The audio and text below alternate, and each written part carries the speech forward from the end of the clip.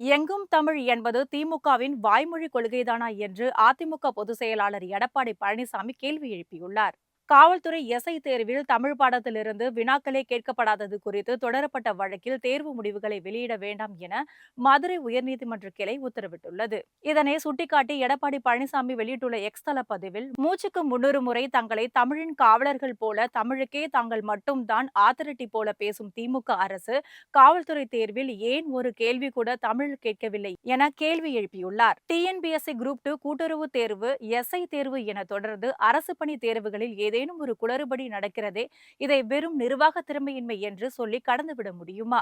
நகராட்சி நிர்வாகத்துறை பணி நியமன ஊழலுக்கு பிறகு வாங்கியதை எல்லாம் திருப்பிக் கொடுக்காமல் இருக்க வேண்டும் என்பதற்காகத்தான் இப்படி தேர்வுகளில் குளறுபடிகள் வேண்டுமென்றே ஏற்படுத்துகிறதோ என்ற சந்தேகம் தேர்வர்களுக்கும் பொதுமக்களுக்கும் எழாமல் இல்லை என்று எடப்பாடி பழனிசாமி சுட்டிக்காட்டியுள்ளார். 3,50,000 அரசு பணிகளில் தமிழக இளைஞர்களை அமர்த்துவோம் என பொய் வாக்குறுதி அளித்து ஏமாற்றி தேர்வு குளறுபடிகளால் லட்சக்கணக்கான தேர்வர்களின் எதிர்காலத்தோடும் கனவுகளோடும் விளையாடும் திமுக அரசை முடிவுக்கு கொண்டுவர இளைஞர்கள் முடிவெடுத்து விட்டார்கள் என்று எடப்பாடி பழனிசாமி தெரிவித்துள்ளார்.